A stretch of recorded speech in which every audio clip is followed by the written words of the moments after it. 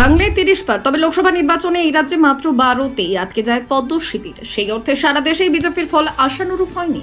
তবে বাংলায় তৃণমূলের প্রতিষ্ঠান বিরোধিতা কাজে লাগাতে পারেনি বিজেপি। এর জেরে 2019 সালের তুলনায় রাজ্যে অনেকটাই বাজে ফল হয়েছে গেরুয়া শিবিরের। তবে কেন এমনটা হয়েছে? লোকসভা ভোটে বিজেপির ফলের কারণ খুঁজে বের করতে এক নয়া সিদ্ধান্ত নেওয়া হলো পদ্ম শিবিরের গুরুত্বপূর্ণ এক বৈঠকে।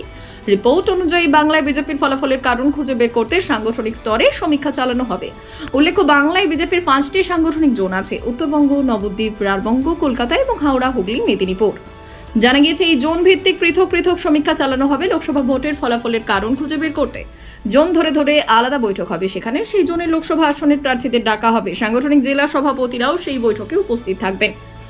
এর পাশাপাশি প্রত্যেকটি বিধানসভা এবং লোকসভার ইনচার্জরা থাকতে পারেন সেই বৈঠকে। সেই বৈঠকেই ফলাফল নিয়ে আলোচনা করা হবে। অবশ্য এই সব বৈঠকের দিনক্ষণ এখনো নির্ধারণ করা হয়নি। তবে রিপোর্টে দাবি করা হয়েছে বিজেপির সাধারণ সম্পাদক অমিতাভ চক্রবর্তী তদারকিতে এই সব বৈঠক অনুষ্ঠিত হতে চলেছে। তবে দ্রুত সাংগঠনিক শক্তি বৃদ্ধি করতে এই রাস্তায় নামতে চান বঙ্গ বিজেপির নেতারা। উপনির্বাচন দিয়ে শুরু করতে চায় বঙ্গ বিজেপির নেতারা। 4টি উপনির্বাচনের আসনে এবার দলবাজি বন্ধ করে মরিয়া হয়ে নামাজ সিদ্ধান্ত নিল বঙ্গ বিজেপির নেতারা। আজকে মোবাইল ঢুকে গেছে ওদিকে ডান দিকে চাপ কিছু নাম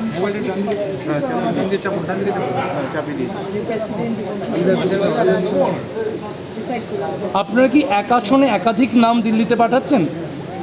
হ্যাঁ, 3টে করে নাম, মানে 12টি নাম আপনারা পাঠাচ্ছেন।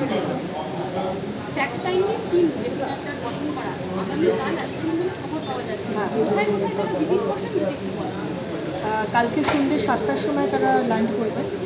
সেখান থেকে আমরা প্রথমেই যাব নর্থ কলকাতায় মহেশ্বরী ভবনে, উত্তর কলকাতা এবং শহরতলি অত্যাচারিত যারা রয়েছেন তারা তাদের সঙ্গে দেখা করতে হবে।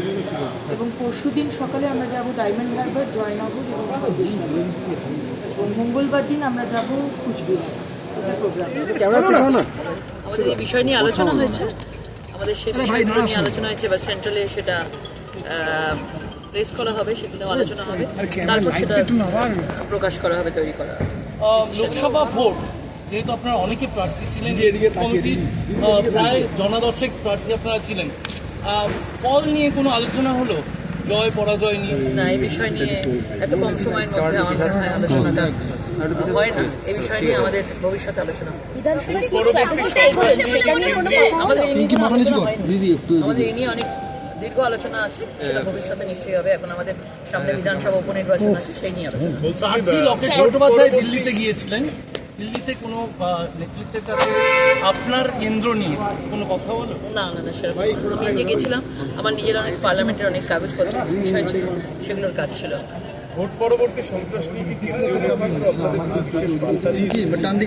পরবর্তী সন্ত্রাস যেগুলো হচ্ছে বিভিন্ন জায়গায় হচ্ছে, সেগুলো নিয়ে তো আমাদের প্রতিনিধি দল আসছে এবং আমরাও পুরোপুরিভাবে পার্টি থেকে এই কার্যালয় থেকে সম্পূর্ণভাবে প্রত্যেকের ওপর নজর রাখা হচ্ছে। প্রত্যেকটা লোকসভা, প্রত্যেকটা জেলা, প্রত্যেকটা বিধানসভায় কত কার্যকর্তা আছে তাদের ফোন কলের মাধ্যমে তাদের যোগাযোগ রাখা হচ্ছে। ডেফিনেটলি কারোর যেন কোনো অসুবিধা না হয় এবং সেই জন্য আমাদের টিমও তৈরি করা হয়েছে এবং সেন্ট্রাল থেকে টিমও তারা আসছে, তারা পরিদর্শন করবে।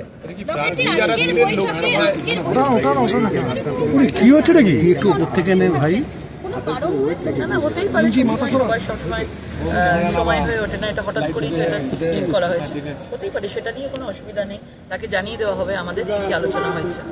ব্যুরো রিপোর্ট, উত্তরের প্রহরী।